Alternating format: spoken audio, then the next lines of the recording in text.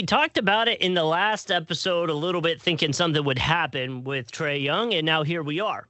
Trae Young, the Washington Wizard. They have officially done that trade. I guess the first thoughts on it, although I don't want to get too ahead of myself, is, fresh start for Trae.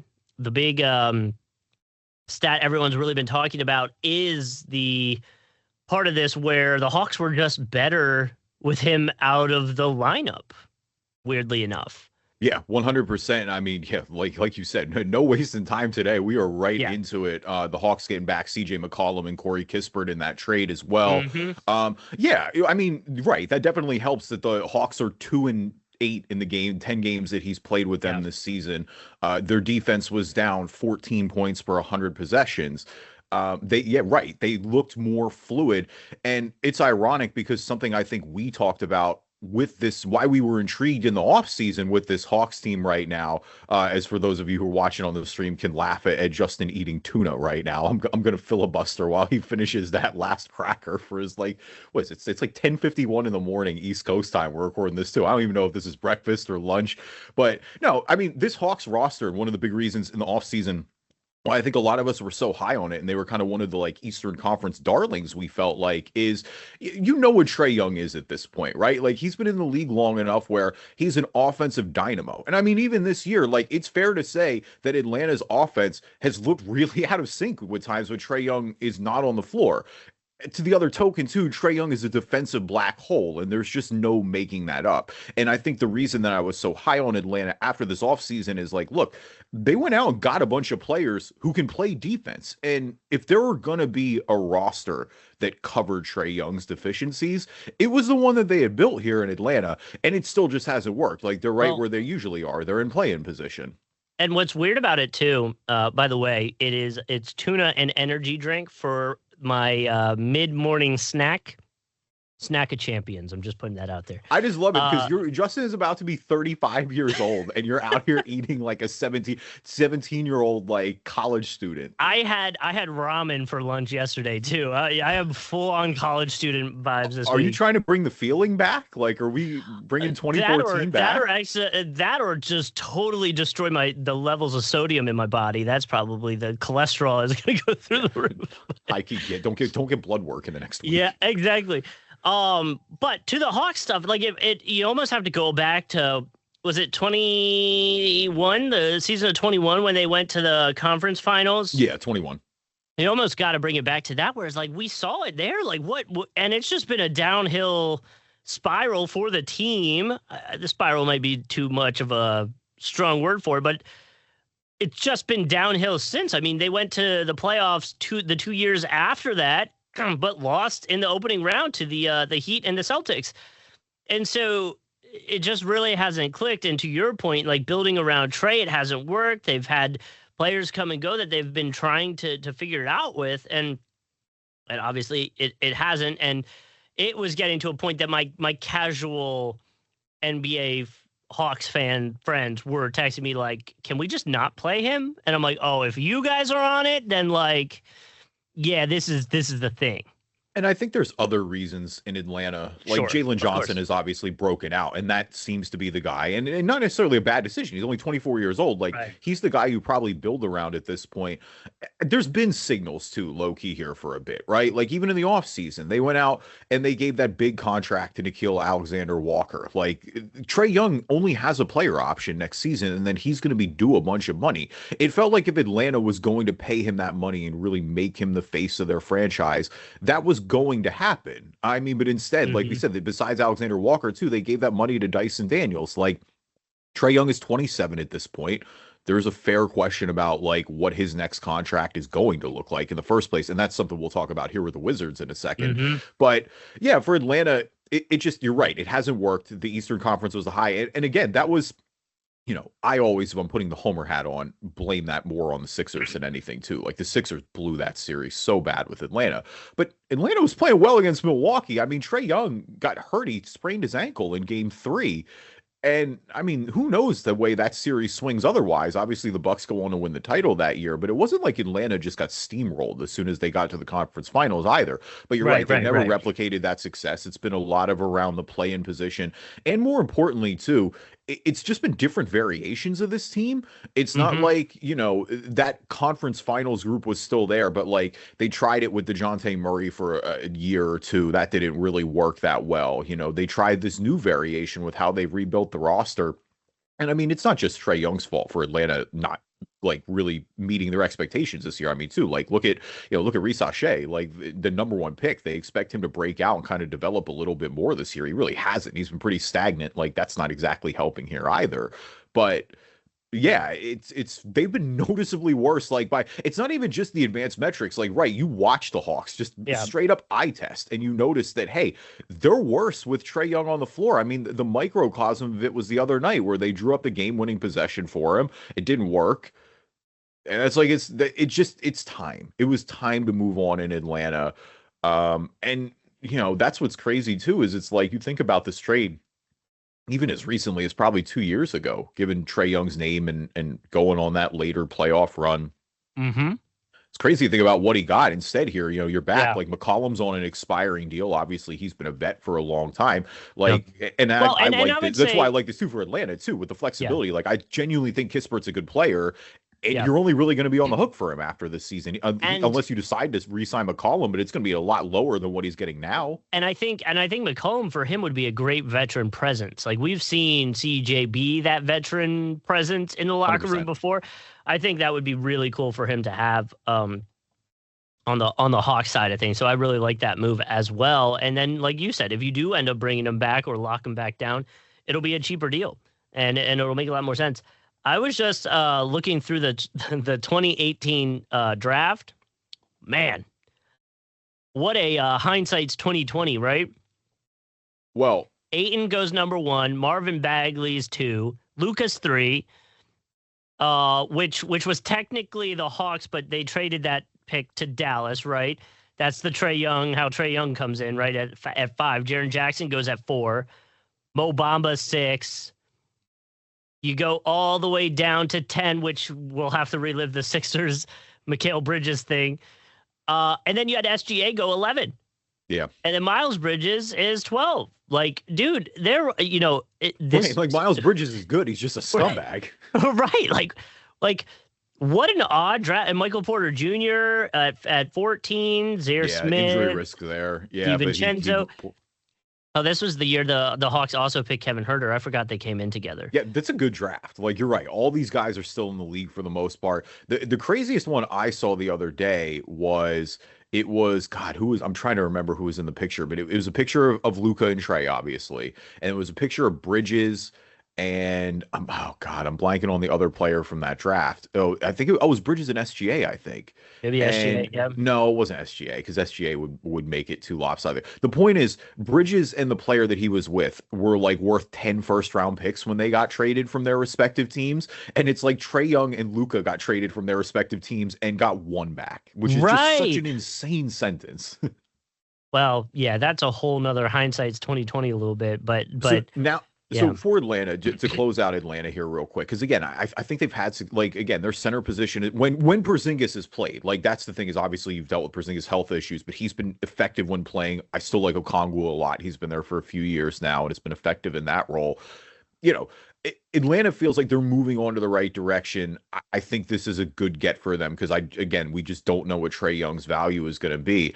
I think the other takeaway here now is Trae Young goes into Washington is it was like, his camp kind of leaked a little bit where it was like they were trying to, they were looking at Minnesota for a little bit. They were looking at Brooklyn potentially, and neither of those teams bit. Like they had no interest at all. And so instead, Trae Young goes in here to Washington. He has the 1 year player option next year, but again, he's due in theory a relatively big contract. Obviously, Washington's a team that is more about younger development at this point. Some of their other guys, think Alexander Sarr and think George. What do you expect, I guess, with Trae Young here? Like, is this a good move for Washington, or are you worried about them like stunting the younger guys' development a little bit? If Trae is just, because if Trae is the ultimate green light here, we've Yeah. seen that Trae likes having the ball in his hands. This could be very ball dominant, very fast. Yeah, I guess, it's tough because it's hard to understand what the Wizards really want to do, balance that young core with a now star that's going to need the ball in his hands. So like, yeah, I mean they're at the bottom of the East. They're obviously going to be playing for picks. You don't want to be winning. So yeah, the move would be to develop the talent, like you were saying with Sar and these guys. It's one of those ones where I feel like the team did it because, well, they could, and it moved some players off of their side that they maybe didn't want, or were being nice to, that said like, hey, we want to go compete a little bit more. Like, yeah, it's tough. That's a tough one to focus on. Like, Trae Young's gonna be expected to run the offense. But they already have some guys that could probably benefit from doing that, is my first takeaway when I look at it. So, yeah, I don't, and it's not like a sit-em thing, because obviously you're not going to go trade for him and have that happen. But yeah, man, I'm interested to see the way the Wizards try to develop while still either, I don't know if the word's appeasing Trae Young, but letting Trae Young run the offense essentially. Yeah, I mean, it's going to go one or two ways, and no matter what, I don't hate this trade for the Wizards. Like, I want to just start off that because they're not on the hook for anything long term, really. Right. This is not the end of the world. I think the dream scenario for you, if you're Washington, is you convince Trae not to pick up that player option for 35 mil next year, and then you have all sorts of flexibility and you can do whatever you want. I don't know if they're going to be able to do that. Like, that's going to be the $1 zillion question, but it's at least worth a shot. For Washington, like, this could play out poorly. Like, I do want to say that as well. Like, again, the worst case scenario for me here is Trae Young plays into his worst tendencies. He is the ultimate green light. He doesn't make any of his teammates better. He's hogging the ball. They're not winning games. And if anything, he's like stunting the development of their younger players. The best case scenario is, hey, Trae Young is super motivated after he just gets dumped by Atlanta for really, again, like we said, not too much in return for somebody who, think about what he would have got post that conference finals runs. Like, we're talking multiple first round picks. He hasn't really been, like, his stock is certifiably down. Like, I think it's fair to say that Trae Young's stock is at the lowest it's ever been in his NBA career. Like, there are extremely valid questions about how good Trae Young is, about whether he can make an impact on winning. That's why this was such a light trade, if you will. And so I think if the best case scenario is, he goes into Washington, he, stabilizes that offense, he runs it well, he makes his teammates better. Again, he's a brilliant offensive player. He will give you that. It's just, can he, does he do enough on the other end, and does he help his teammates out enough to make it worth it? I do think there is a world where that can happen in Washington as well. I also think we will potentially not hear a lot about Young this year. Because, his game, or his first game with the Wizards was delayed due to the quad injury. And I feel like if I'm watching it, it's like, bro, you feel 100% today? Oh, you 98? Okay, sit. You know what I mean? Like, you don't got to play this year. Like a John Wall situation where it's like, do not mess with our I think it's a top 8 protected pick for the Wizards, if I'm not mistaken. But it's like, do not mess with our pick this year. If you need a and this would probably go for most of the Wizard players at this point, is like, if you need a rest, you're taking a rest. Like, we're not trying to win at all. No, and I mean they're certainly still down there, but they're not really that far off. I mean, some of these Eastern teams, they're at 10 wins right now. Mm-hmm. Indy's fully 3 back of them, and Indy, as we know, is going nowhere fast this season. But it's like, you got Brooklyn is 1 ahead of them right now. They're only 3 back of Charlotte in terms of the win column. Same with Utah is at 13. I mean, they've got 3 teams below them right now: Indy, New Orleans, and Sacramento. I was gonna say I found the Wizards own the rights to their pick this year as long as it's within the top 8. If not, it would be sent to the Knicks. Okay, I feel like it's going to be top 8. Man, that'd be such a come up for the Knicks if they're able to get like a 9 or a 10 pick. That'd be wild. No, I think they're going to be top 8, pending them just really not having any lottery luck. Like, I don't think, even worst case scenario, I mean, they're 4 right now. Even if they were to jump Brooklyn, jump Charlotte, jump Utah, and then in theory you could jump Dallas and the Clippers. The Clippers are 8 and 10 in their last 10. We talked about them a bunch last week. Like, Clippers are trending up. I'm not worried about that. From a Wizard standpoint, though, say they get a top 8. I don't know where it lands. Just we'll say 8 for the hell of it. They get an 8th pick. Do you think that pick, paired with Trae and what they got now, and maybe a few tweaks here and there, is going to get them into contention? I think it's going to be the start if all their young guys play out. Like, it just depends on that. It's what, again, how far does Alex Sarr take you? How far does Trey Johnson take you? Like, that's what's going to be the big question here about Kayshawn George. Like, if they're able to develop and you get good Trey, I think then you can start to push. I'm not ready to push them into contention a little bit. I think we got a long way to go there. But I think it's, the Wizards have been in the basement essentially since the John Wall and Bradley Beal departures. It will at least get them relevant again where they're playing meaningful basketball. Like, they just haven't played any meaningful games in 5 years now. Yeah, that's fair. No, I can get on board with that. Either way, it's a weird situation. It definitely is. And I mean, we're going to talk a little bit after the break. Like, Trae Young was fully in that category of, we're going to talk a bunch about Ja Morant after the break, so stay tuned for that.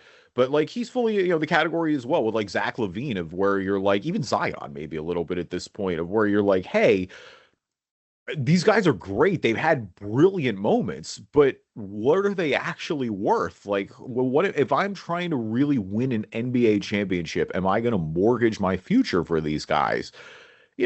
That's the question. I think there are going to be teams that look to buy low as well. And that's going to be something that we talk about a little bit here after the break, right here on the Drive and Dish NBA podcast. Welcome, everybody. My name is Kevin Rafuse. Joining me, as always, my co-host, Justin Cousart. Kevin Durant led the league in technical fouls with 20 in the 2013-2014 season. But some were rescinded at the end of the season. So he ended the season with 16, actually, which was tied with Blake Griffin, Lance Stevenson, and DeMarcus Cousins. Wild little random stat. He also won MVP that year for his performances. Yeah, but Blake is the most surprising in that group. Like, the other three, they draw it all the time. Like, I can totally see them doing that. Blake is a little bit more, and I'm not saying that Blake is not feisty, but like, I feel like Blake is like the sarcastic guy. Yeah. So it's like, the real like deadpan almost, if you will. But yeah, it's kind of surprising. I wouldn't quite expect him to see there. That's funny, Blake really never. I'm trying to see if I can see his personal fouls. He had, I guess, 2013 would have been his most. He had 265, but he really got it in check after that. He never really had over 150 his 16-17 season, so pretty wild stuff there. But yeah, KD, the personal foul machine, I guess. Did you see his game winner the other night against Phoenix? Got a little bit of payback against his old boys there. Yes, and did you see what their coach said? I'm pretty sure it was. What Houston's coach said? Yeah. No, what did he say? I don't know if it was in relation to that shot, but I think he said something along the lines, it's pretty crazy we have to rely on like a 37-year-old to win these games. We've got guys that should be stepping up. Well, I mean, shout out to Ime Udoka. I mean, he may not be wrong there entirely. Like, Houston's had brilliant moments, but it's also just KD is KD, man. Like, I don't care if he's 37. Like, the guy is one of the best scorers of all time. I'm never mad going to him at the end of the game there. Like, you brought him in for that reason. Yeah, I want to say it was. I know he got fined the other day too, actually. I'll see if I can find. Yeah. Oh, geez, he got a $25,000 fine for being mad about the officiating a few weeks back.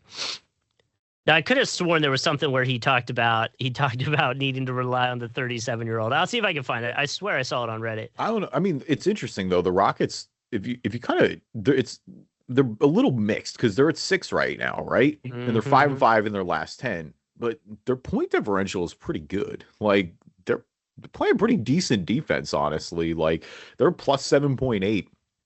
I still believe in that team. I think they're going to rise here a little bit. And for what it's worth, like, we're talking about them being 6. Like, the gap between 2 and 6 right now in the West is 3 games. Like, they're a game and a half back of 3 currently with that Denver, Minnesota, and Lakers group.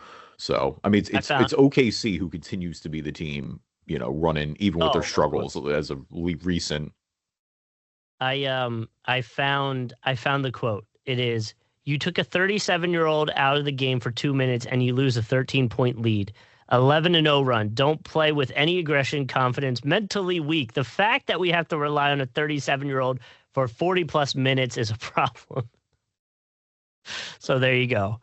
I mean, it's a good problem to have, though. Honestly, that's kind of what I say too. I hear you. I get what he's going for, but not the worst thing in the world. There, right. Leave us a review on iTunes, good or bad. We'll read them on the podcast. If you're not an Apple user, Google Play Store, Spreaker, Spotify, TuneIn, Amazon Music, Player FM, anywhere you find a podcast, you can find us. And find us on YouTube, Drive and Dish NBA. You can subscribe there and get notifications when new episodes are coming out. Now, a word from our sponsors.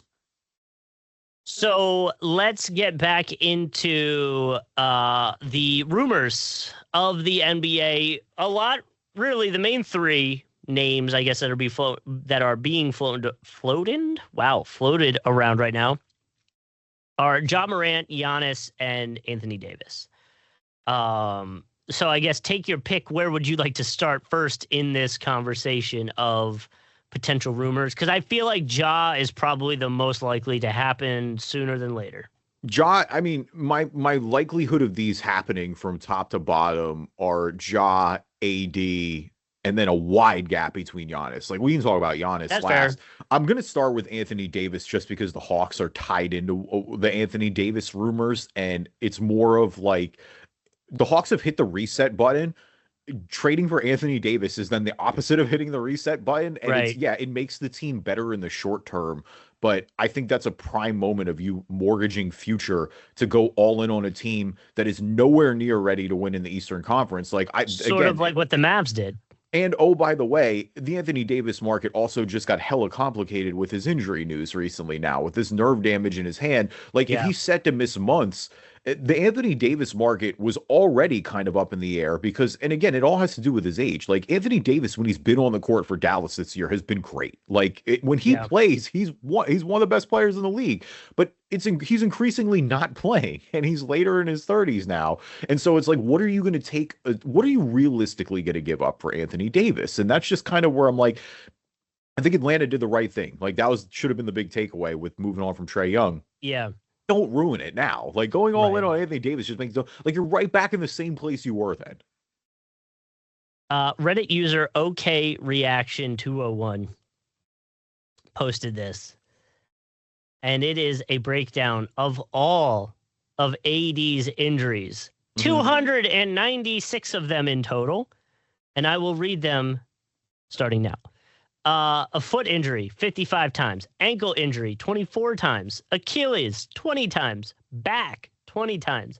Adductor, 18 times. Knee, 18 times. Calf, 16 times. Shoulder, 14 times. Plantar fasciitis, 9 times. Thumb, 8 times. Wrist, groin, elbow, 7 times. Eye, 6 times. Finger, illness, 5 and 6 times, as well. As we get a little bit lower is 2 or 3 times. And then for the single injuries, we have hand, leg, ab, right quad, index finger, sore groin, elbow strain. But like, that is a lot of injuries to one have, but also OK Reaction's got a lot of time on their hands to go and find all these and list them out like that. But yeah, I mean, obviously with the surgery part potentially being there, that could take him out for a while and really destroy the trade value for the Mavs side of things. Yeah, I mean, that was one of the big things of the Mavs is like, look, the Luka trade is never quote unquote salvageable, but Anthony Davis, you could still get something out of this and hit a little more of a reset button. Obviously, again, getting Cooper Flagg really changes the trajectory there as well. But yeah, I mean, there's no. I mean, for one, the good news for the Mavericks is you should just embrace being bad at this point. Like, fully go back into the tank. Like, might as well get the pick. With Anthony Davis, you're not winning anything, quickly at that point, too. You see if you can do something with Klay Thompson. I don't know if they're going to debate moving Kyrie. That feels like it's not going to happen. But yeah, I don't know. That really does complicate things here a little bit. And I mean, look, it's been the story of his time in Dallas and his career so far. Is it's like, he had think about last year after all that hype, he had the best opening game you possibly could ask for, and then he got hurt in it and missed a bunch of time. And it's like, I don't know what the market already was going to be pre-injury, and this is just the latest to add to it. I don't really know what Dallas does here, and so We'll see. I mean, he's due $58.5 million next year, and he's got a player option for $62 million. Like that, I don't know who on earth is taking that, or what of substance you're giving up for that. Even with him still being good when he plays, I wouldn't be surprised now if he actually doesn't get moved. Like he's firmly behind Ja in terms of likelihood now to get moved, because I don't know what the value. You're selling at an all-time low on Anthony Davis, and I just don't think they're going to do that. Yeah, no, and I say from the Ja side of things, like, yeah, the value's down, obviously, shooting percentages, the off-court stuff, his teammates, his coaches having tension, whatever within the franchise, all that stuff, like, definitely hurts the value. But I definitely think out of these guys, he would have the highest value. I mean, Giannis's value is always going to be the highest. Oh but, yeah, I was going to say, Giannis is definitely number one. But I don't know where we stay. You know what? Out of people that we legitimately think will probably be traded sooner than later, like Ja Morant, to me feels like the one that's like, yeah, we could put the money on it. You know, he will most likely move. Now, you know, the teams that have been floated out there: Miami, Milwaukee, Minnesota, and Sacramento. I would say three of those seem to make a lot more sense than one, and I'll let you decide which one I think doesn't make sense. But, you know, if they were to do that, it would signal Memphis also kind of going into a rebuild similar to the Hawks, in my opinion, at that point. Yeah, And no, so, 100%. And I mean, they already kind of signaled that when they moved on from Desmond Bane, right? Like to me, yeah, for Memphis, it's the question of what type of rebuild are you going to go on? Are you going to go on a partial rebuild, move on from Ja? Because like you still have Jaren Jackson Jr. He's an that's true. extremely like Yeah, good player. Like you can rebuild around him and some of their younger guys a little bit quicker than you might have to if you totally go under. The question is, I mean, because if you move Jaren Jackson, like, I don't know what the return on Ja Morant would be. The return on Jaren Jackson is going to be really high. Like, he's still a really good player. There's no issues there. sure. He'll get that premier haul if you really want to, like, go under and start from scratch. I don't know if the organization is willing to do that. And if you want to just, players like Jared Jackson also don't come along that often. Like you can't just, you've already got a really good one there. He's still pretty young. It's not like you need to do that necessarily. I mean, the early teams that have been rumored for Ja have been Miami, Minnesota, and Sacramento. As we talked about here a little bit, I think that, I mean, Miami's always been on that list for me, right? And it's because of like it, and that more it goes back to my just continued love for Eric Spoelstra. Like, if Sure. there's Yeah. anybody who I think can get Ja to buy in, to get out of his bad habits, to play hard for the team, and really just and have the clout and the juice to do that, and really like throw that around the way that Spo does, and how much he's won. I do. I feel like Miami is one of those teams where like that's a common sense play for them. And for Miami, a team that's kind of been stuck in neutral after the Jimmy Butler trade, where they're just not really going anywhere fast right now. Like that could be the spark in an Eastern Conference that says, hey, you know what? We can compete with New York, with Detroit, with, Boston, and to a lesser extent, Philly. Like, that can put them in that contention. Minnesota there too obviously makes a lot of sense if he's able to play with Ant. Like you just see Yeah. it's so dynamic. You can see, if they're all hitting their potential, the type of offense they could produce there. Ja wouldn't be expected to be the number one option there. Obviously, we know that Anthony Edwards is the guy. Maybe that gives them another step up. And again, because I don't think you're going to be giving up much. Like the Ja Morant value, we've talked about a little bit in other episodes, but like just for me, it's just at an all-time low. Like I understand the vision, but it's like to me, forget the off-the-court stuff, and that obviously super contributes. But even from an on-court perspective, he's shooting career lows right now from beyond the arc, and he's never really been a great shooter, and he's got all these injuries. Like Ja Morant was so brilliant his first few years because he was such a better athlete than everybody, and those types of players, when the injuries start coming in, decline so quickly. Yep. And so I do, like, I have a very valid, like, because there's no, unless he starts shooting the ball at a better clip, which he hasn't to this point shown any indication is going to happen. I worry about what that's going to look like there long term, but it's not totally out of the point where I wouldn't take a swing on him. But like, yeah, Ja Morant's value is going nowhere. Like, I don't think Memphis is going to get much for Ja Morant. Like, I think they'll be lucky to get a first round pick. Well, and he's got that longer term deal, but I guess my point or my thought with Memphis too is like Memphis is going to want more than that for Ja. Like they're going to want probably a few picks and or young controllable players on contracts that are expiring. So then they would just have the money back essentially. You know what I mean? No, I know they're going to want that, but do you think they really think they're going to get that? I think if you go, especially with Trae off the market now, he would be one of the bigger names, so that may bring the demand back up. Okay, so here's the question. Let's bring this all back together again to the initial what we were talking about before he got moved. Who do you think has more value between Trae Young and Ja Morant right now? Probably Ja. See, I don't know. I'm kind of leaning the other way. I think I might say probably Trae. Trae, if nothing else, can shoot the basketball. Well, Ja Morant, the second his athleticism is cooked, it's over. Well, and to that, at least from a off-court issues, Ja's are significantly more than what Trae was doing. Way higher. Trae hasn't any off-the-court issues. No, I think he maybe has a few posts that maybe were some subtle digs and stuff, but like nothing crazy. Yeah, that's not like carrying guns around. Brandishing a weapon on an Instagram Live. Yeah, like right. The big difference there. Very different, but I still think like. I don't know. I wonder if the trade doesn't happen because teams will think a value is lower than maybe what Memphis would be willing to move on from for what Ja Morant was supposed to be for them. I guess that's my worry. And there's still that potential, like he could, maybe you get him in the right system. You were talking about Miami, like maybe he gets in that system and things are rolling again. And then next thing you know, now he's playing like a number 2 or a number 1, and depending on the circumstances. And then, Memphis let him go for way lesser value at that point. Yeah. I think it's going to take a pick and a young player, maybe 2 picks, but something along those lines is I think what Memphis should realistically want.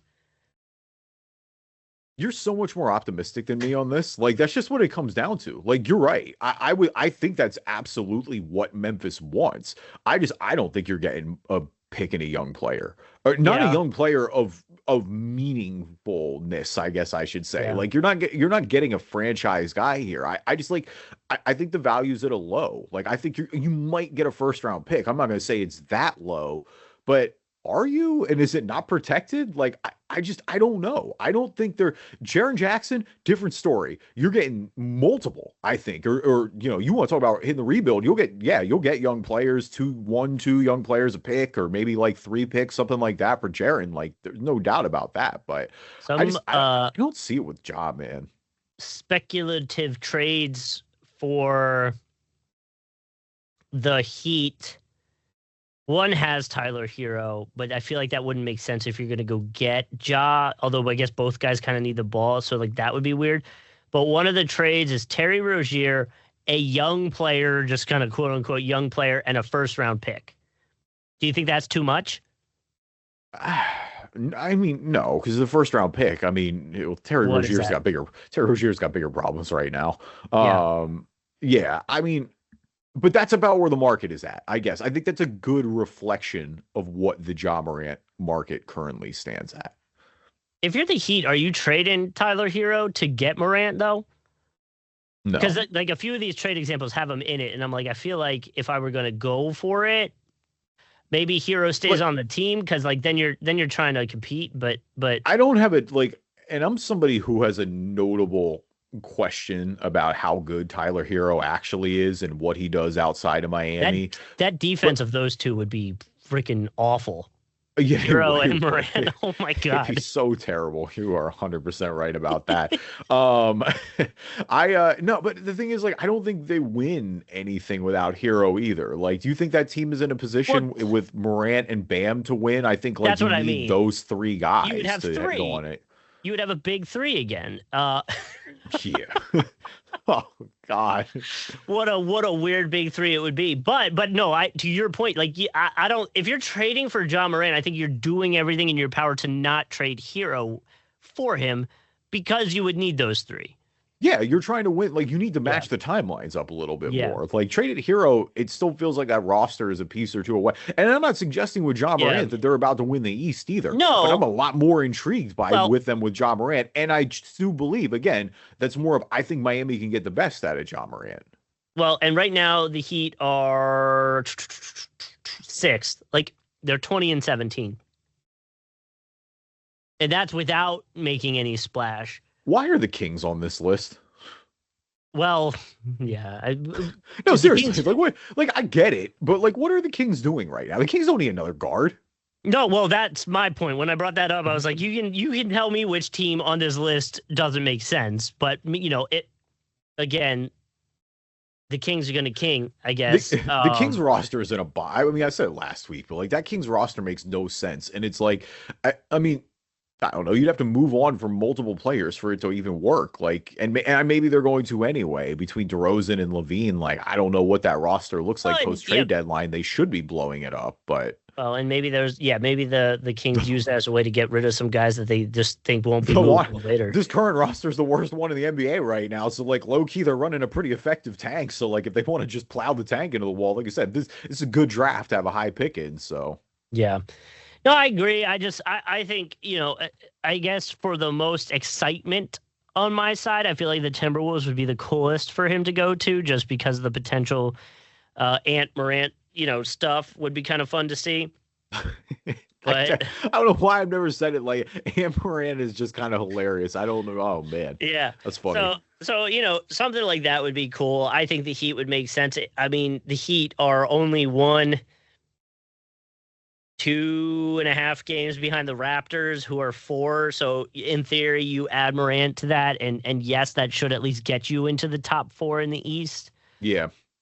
I still don't feel any kind of way like that's going to get them far in the playoffs.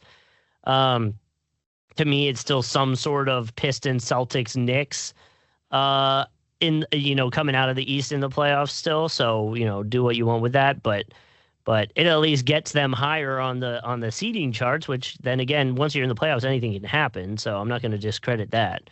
Yeah, I mean, that's the franchise, of course, of anybody is going to say, right. We get hot at the right time. It doesn't matter what our seed is, making 8 seed runs.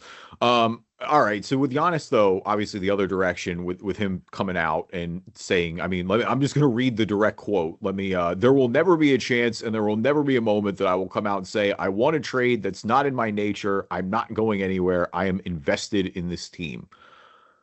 Oh, all right. That'll end Giannis' watch here for a little bit. I mean, obviously it's super relieving for Milwaukee. Milwaukee was in on the Trae Young market, which kind of makes sense. I'm not necessarily mad at that. This roster is not going anywhere quick. Sure. I just I don't know what the flexibility Milwaukee has to do anything. Like, I don't know what type of swing they're taking here now. Maybe am I maybe not surprised to see them in on the Ja Morant market? Like, if you were in on Trae Young, I feel like maybe you should have been in on Ja Morant a little bit. Sure. Maybe if Levine becomes available, they try to go there. I mean, look, Giannis is still putting up superhero numbers, and I guess that's where you got to be relieved a little bit, because it feels like if he goes somewhere else, you can totally reset with Milwaukee. And Giannis will just have his choice of everybody on earth coming after him. But that's what I feel like is, for the Bucks standpoint, I feel like that was Giannis's positioning in a way to be like, look, I'm not asking for a trade, but the team is probably going to trade me. You know what I mean? Like, that's his way of being like, I'm not going to be the one to do this. I'm not tarnishing my credibility with the fan base. When or if this happens, it didn't come from me. They needed to use me to reset. So now here we are. That's what it felt like, at least reading it with the context that we know with, looking at the team is like, that might be the only way you can go to have anything. I mean, you've got Giannis going scorched earth and you're 17-21 in 11th place in the East.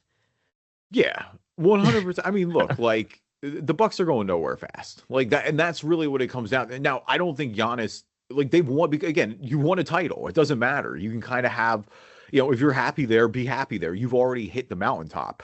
It's just, I don't think this team, I don't know what they do. They should definitely be on Zach LaVine. I do think that makes sense. You only have 4 more wins than the Utah Jazz. Yeah. Well, he also just says too, like all these quotes, like you got to read between the lines. Is it's like, he says as of today he's committed to the roster. Like, all right, what does that mean? And Yeah. I just feel like, right, like this is covering. He's saying I'm never going to ask for the trade, but also like it But by gets to a saying point. that is you putting it out there that the team should trade you. Like, I don't know. I feel like there's some subliminal, like, Well, and if he's okay with them stinking for a year, and in theory they just like slide out, because right, like them being out of the playoffs right now, like I didn't think this team was going to compete a ton in the East, but I figured at least they'd be around 4 or 5. Like there is no planet where this team should be not even in play-in position. And who right. knows? But either way, like if they lose in the play-in, that's a massive disappointment to say the least. You know, if maybe you add a high pick next year and it gets a little different, there are going to be other contracts that come off the roster here a little bit, but I don't know. It's going to be. It feels like it's going to take a few seasons at the minimum, is currently constructed, to even be in a position to contend again.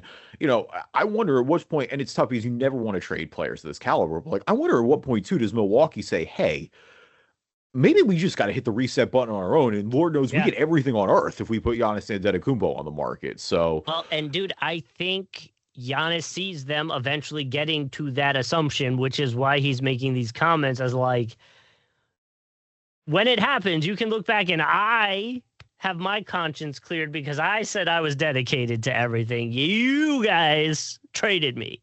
yeah. 100%. That's what well, and no one in Milwaukee should be mad at Giannis, obviously. Like that goes without saying. Like they should be mad at the management. Management has failed this team and not giving them a real chance to repeat. Like they've just made multiple questionable moves, and we'll see. But for now, we'll step back off the wall. Our Giannis watch has ended. All right, who's balling? Who's falling? Our NBA version of the stock market. We always like to start with the good before the bad. This is not in either for this week, but we used Kevin Durant in the in between of a seg last time, and I did want to mention, because we talked about this in the intro last week for New Year's records, that KD has officially passed Wilt Chamberlain on the NBA scoring list. So he's up to 7 now in sole possession. So shout out to KD there. Yeah, I mean, obviously, like you talked about, we talked about a few different stats that will be passed in 2026 pretty early on, and that was one that we pretty much knew was coming, and obviously excited to see him do it. Yeah. Do you think Doc's on Firewatch? I mean, he should be, but like, is he? I don't know. Why wasn't he? Yeah. Well, I'll just put that out there. I don't. Yeah. Why did they hire him? Well, what does he have on the NBA that keeps making him get jobs? All right. So yeah. Who's balling for you this week? Not Doc. Yeah. Not Doc. Balling for me. So I have two. I told you about one, and I'm pulling up the stats for it. But I also wanted to share the social media account that has been turning NBA players into Pokemon using Microsoft Paint. I don't know if you've seen this, but the artist goes by NBA Paints, and it's absolutely hilarious. If you care for any kind of like punny, I love NBA. I love NBA Paint. Yeah, NBA Paint's amazing. It's a good time. So, good joke on there. But what I wanted to say was a Ballin going out to Derik Queen, had a triple double. His second one, he had one a few days ago, I think it was, a 14, 16, and 12. That might have been the one that got him on my radar. So shout out to him, rookie, who's killing it. We had a matchup of two rookies the other night, and it was pretty good. Derik had a triple double, and then Harper won and had like a 25-point performance, if I'm not mistaken. So kind of spoiled the triple double. But either way, wanted to give a shout out to Derik Queen, who probably won't get the credit for having a good season, since Cooper Flag will most likely just run home with the Rookie of the Year type stuff. Whoa, VJ Edgecombe, hold on. We got friendly fire from the boy. What is happening? I refuse to talk Sixers, so there you go. That's why. Don't slander VJ. VJ doesn't deserve that. VJ is good, but I feel like from a national standpoint, like Cooper. What do you mean? VJ ran out of the gate. We beat Cooper in the matchup. I know, but Cooper's the one everyone's going to talk about. Their team stinks. The Sixers are winning games right now. They have 25 wins. Listen, I'm with you. You're preaching to the choir. I just know how this apparently. goes. You had Cooper ahead. I assume he's going to get it. That's why I have him ahead, is because I assume. I think it's going to be one of those two, but I think VJ's got a shot at that. What is the rookie?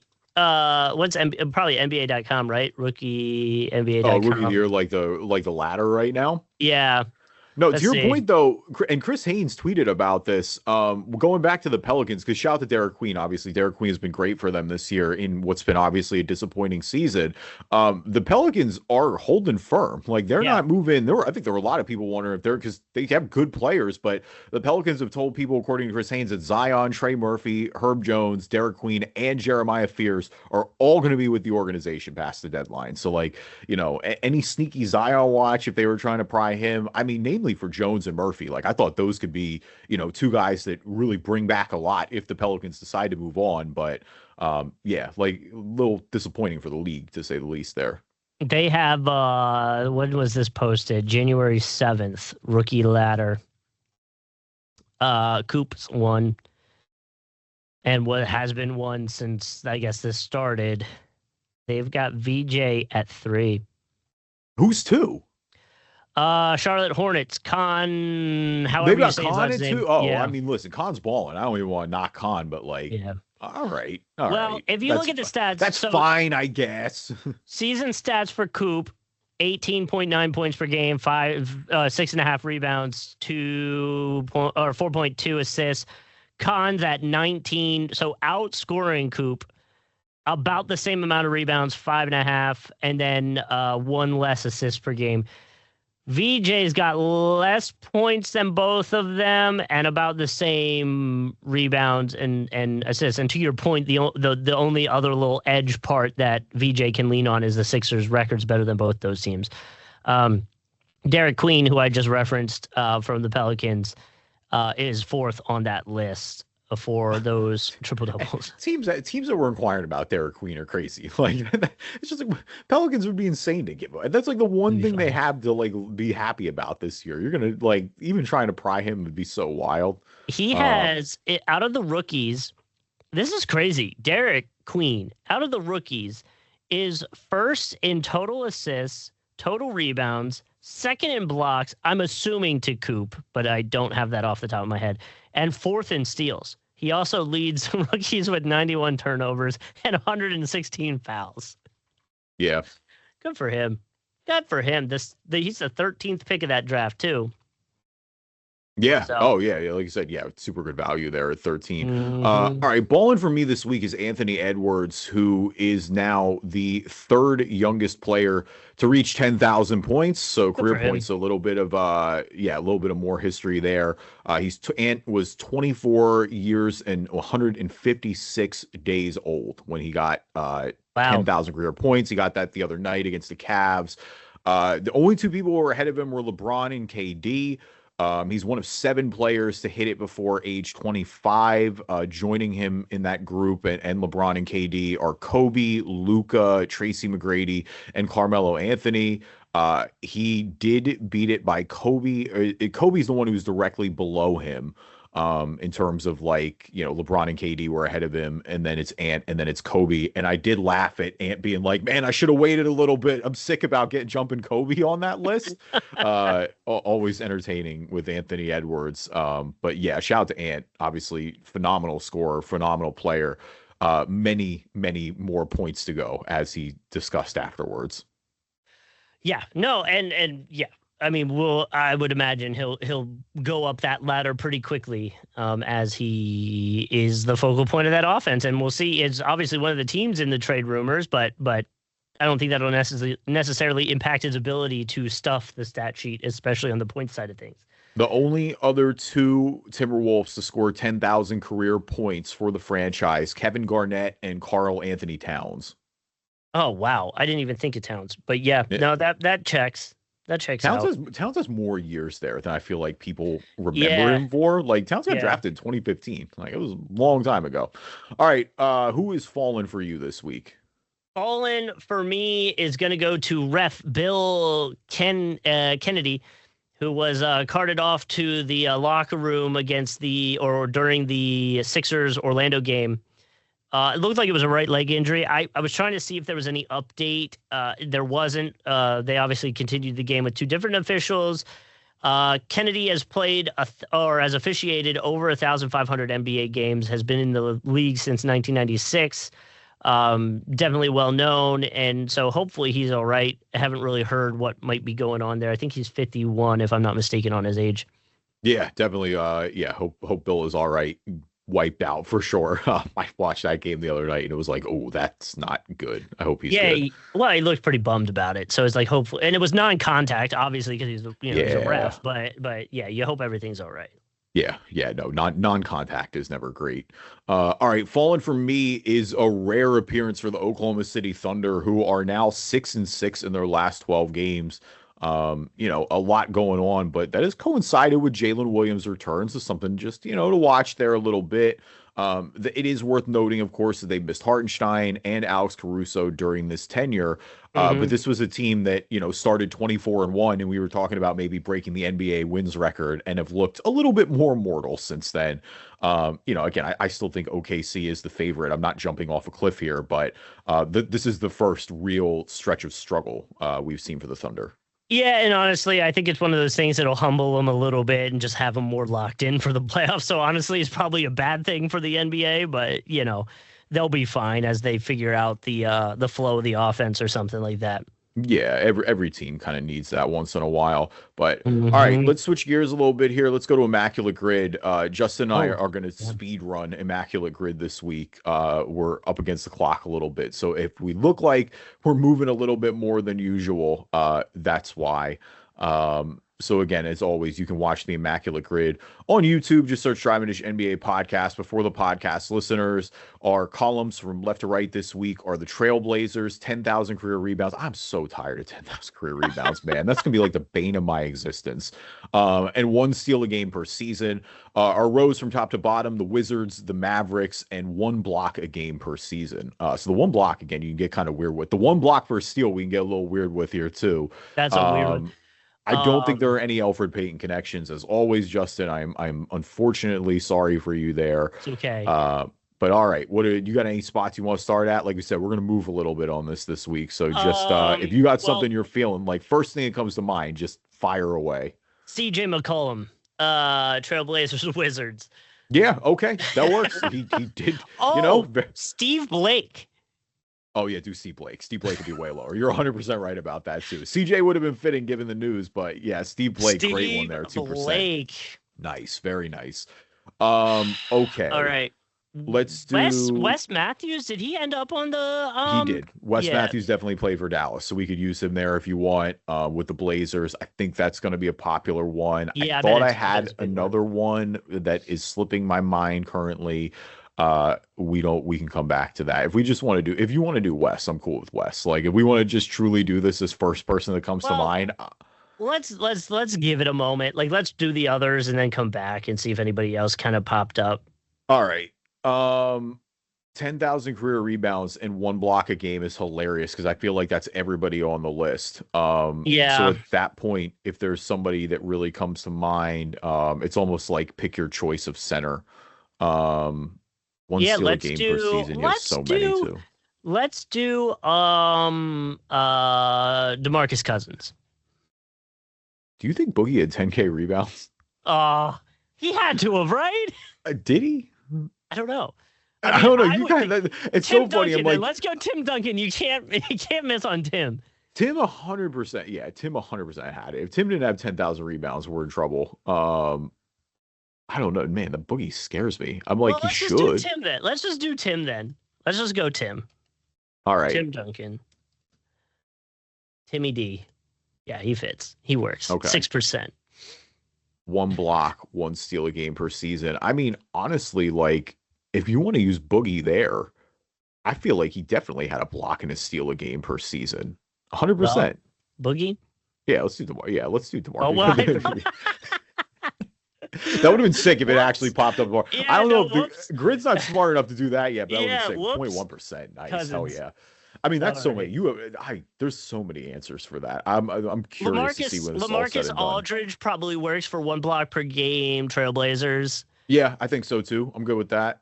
Aiton, less confident about, but probably. I feel like he had to, right? There's no way Ayton didn't have a block. If DeAndre Ayton didn't have a blocking game for the Blazers, okay. I was like, I am running him out of the league personally if he didn't have a blocking game for the Blazers last year. All right, so that's good. Good row completed there for the blocking game per season. All right, let's just do the stat ones quick. Wizards and 10,000 career rebounds. Dude, I think Russ works here weirdly. I'm not sure if he is 10K, but I feel like he's close. The one that I know works without Russ, though, if we don't want to like really put it on the line, is Dwight. Dwight Howard played for Washington. So we could. Oh, who's the other one? Gortat. Oh, yeah. I don't know if he actually has 10, though. I feel like Chris Webber, low-key, has 10,000 rebounds, too. I feel like he would work for the Wizards. I'm not 100% about that. I feel a lot worse. Do you think Bradley Beal had to steal a game? Yeah. Definitely. We could do Beal there and then just do. You want to do that? Yeah, I'm fine with Beal or Wall there. Oh yeah, yeah, we're good.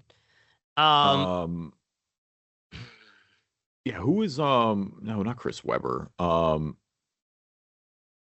feel like like I said, I feel way better about Dwight. I feel better about Dwight than Russ too. Does MJ have 10K rebounds? It wouldn't surprise me, but no, I don't think he does. I mean, at the end of the day, like he's a guard. Like, right. Well, that's what I was thinking. It would be such like a weird one-off. Okay, so you just want to go. You want to just go Dwight just to be safe. Make sure we get it. Yeah, I think so. I don't want to mortgage it. Oh, won't help if I spell his name right. There he is. Okay, 25%. 20. Wow. I mean. Yeah, I don't think there's a ton of answers there. Okay, Dallas and 10,000 career rebounds. I mean, Tyson Chandler is the one that like most recently comes to mind there. I feel like he's got to have 10K. Yeah. I mean, one steal a game. You got plenty of options. I mean, Kyrie, Luka. Honestly, I mean, we talked about it, but like Anthony Davis has got to be close to 10K rebounds, right? JJ Barea. We used him. When did we use him? Like a week ago. We had to have used him recently, right? Yeah, we can use, but I feel like he has to have a steal game for Dallas. Oh, I mean, he played off the bench. That makes sense. Honestly, I'm not stunned by that. Oh, I'm pissed off about that though. No, he came off the bench. That's not really that surprising. We tried to get too fancy with. Oh, Seth Curry works for Trailblazers Mavs. Seth does work for that, and then he'll be lower than Wes will be. Seth. 28. Oh my god. Wow. Okay. Really? All right. Mavs. Oh, and Dirk too. I mean, Dirk's probably got it. Dirk's got to have 10K. Dirk it is. Yeah, all right. I'm fine with that. Watch him Dirk not. Fit. Okay. Dirk All right. Let's scroll down. That's most popular. So annoying. It's all good. Let's scroll down the most popular answers though. You want to go back? Oh yeah, sorry. Hold on. Is it not gonna? Right. I gotta tell him overtime. Yeah, I was like, wait, does it not? We're not playing overtime. 69. Nice. Sorry. All right. So most popular answers was CJ McCollum for Blazers and Wizards. Wes Unseld for Wizards and 10,000 career rebounds. John Wall for Wizards and 1 steal a game per season. Seth Curry, that's stunning, honestly, for Mavs and Blazers. Dirk Nowitzki for Mavs 10K rebounds. Jason Kidd, Mavs 1 steal a game per season. Bill Walton for Trailblazers 1 block a game per season. Shaq for 1 block a game and 10K rebounds. LeBron James for 1 block and 1 steal a game per season. If we want to go back to what is this, Mavs? I feel like those don't. Yeah, this is Mavs 1 steal a game. Oh, steal. Yeah, there's. I mean, yeah. Luka, Kyrie, we mentioned. Dorian Finney-Smith. Oh my god, that's a good one. Yeah, that would have been a good one. I mean, he did it multiple times there. Josh Richardson would have been a good one. Dennis Smith. Wow. Nerlens Noel is crazy. Seth also works. Okay. Yeah. Yogi. Yogi's a good one. That's Yogi was a rookie hero there for Chandler a little bit. Parsons. Our guy Wes, we mentioned Wes Matthews, Monta Ellis, Chandler Parsons. Yeah, Rondo's hilarious, by the way. I mean, he's a guard. I'm not surprised by that. I know. OJ. Okay. All right. I'll back up. Bunch. A lot of options. We want to recap our grid one last time. We got Steve Blake for Wizards and Blazers. Dwight Howard for Wizards, 10K rebounds. Bradley Beal, Wizards, 1 steal a game per season. Seth Curry for Blazers and Mavericks. Dirk for Mavericks, 10K rebounds. We missed Mavs, 1 steal a game per season. DeAndre Ayton, Blazers, 1 block a game per season. Tim Duncan, 10K rebounds and 1 block a game per season. And DeMarcus Cousins for 1 steal a game and 1 block per season. Thank you, everybody, for listening to this episode of the Drive and Dish NBA podcast. Appreciate you guys as always. Leave us a review on iTunes, good or bad. We'll read them wherever you get your podcast, or we'll read them on the podcast. Wherever you get your podcast is where you can find us. And we are also on YouTube with a video version of the podcast. You can find us, Drive and Dish NBA, on YouTube. Subscribe. You'll get notifications when new episodes are coming out.